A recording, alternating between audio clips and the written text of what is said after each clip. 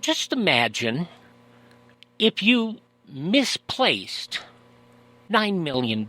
No big deal. $9 million. Of course, if you're in government, that's not a big deal. But it is a big deal because over in Lovelock, NDOT advanced a developer $9 million to create a broadband project. And that broadband project not only hasn't happened, but the $9 million is kind of gone. Joe Hart over at Channel 4 in Reno is on the line with us, and this is a bizarre situation, and nobody's talking about it except one state senator. Good morning, Joe. Yeah. Good morning, Wyatt. Thanks for having me on. I appreciate it. This is a weird, well, it's not a weird story. It's a sad story because this is something you've been asking a lot of folks about, and nobody's saying anything. Well, it's sad for the residents of Lovelock. I think I heard a figure that 90% of them don't have adequate Internet service in Lovelock and Pershing County. So this was badly needed, and that's why the federal government started this. They came out. The Agriculture Secretary at the time, Tom Vilsack, came to Reno, kicked off this project, and they were going to spend $27 million to install high-speed Internet in Lovelock and get people connected out there. And then the one caveat was they needed some a percentage of matching funds, and that's what was required. And so Nevada, NDOT said, we'll do it, and they put up $9.1 million up front and paid this company, Uprise Fiber, gave them a check for $9.1 million. And so everything was good, and then the project had some legal snags and barely got off the ground, and all of a sudden nothing was getting done, and then the money started to be withdrawn on a regular basis from that account, and now there's just $10,000 left. I've seen the bank records. So not only did no work get done, basically, there's no Internet service still out there in Lovelock, but all the money's gone from this project. Now we need to get our friends up at 5D Internet over there. At 5D Internet is an amazing story. If you haven't heard about it, over in Winnemucca.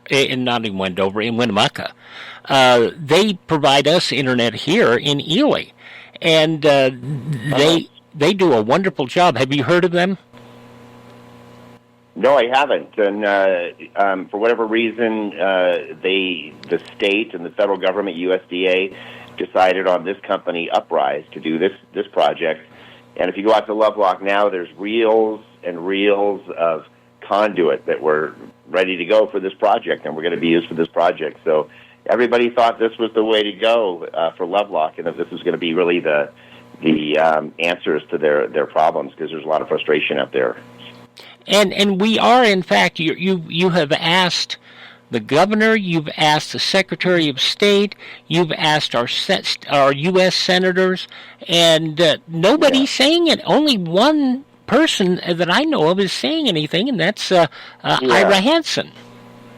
Ira Hansen, I can't make it clear enough. The Governor Lombardo has simply ignored my questions for this story. They asked if I had any documentation originally, and I showed them what I had, and they have ghosted me ever since. The governor's office will not answer my questions about this story. But Senator Hansen has stepped up. It's his district. He represents Pershing County along with parts of Elko County and parts of Washoe County.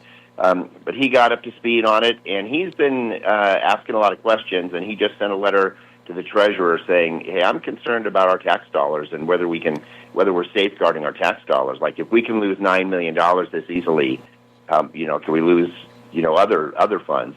So he sent a letter to the treasurer asking about that, but he's in the minority party in the legislature. That's the problem. So he's been around a long time in the Assembly and the Senate, and I think he's well respected, but he can't call for an investigation. Only the majority party can issue subpoenas and call someone in for a hearing to be questioned. So that's the Democrats. They chair these committees, and they're not going to do it.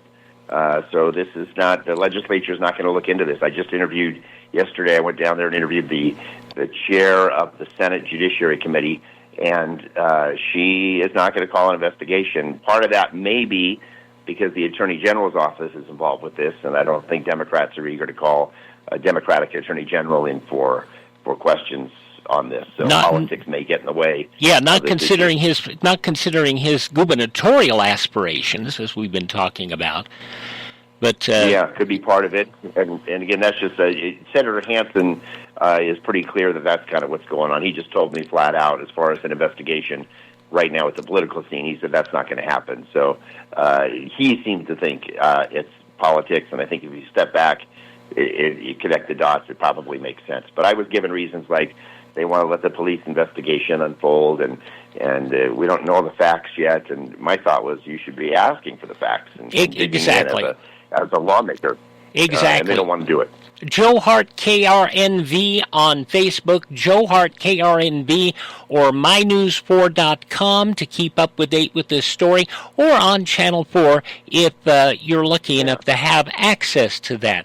Joe, the clock's getting us. We're going to do this again, and we're going to follow up on this story, and we'll be in touch with you again soon. Thank you so much for spending time with us this morning.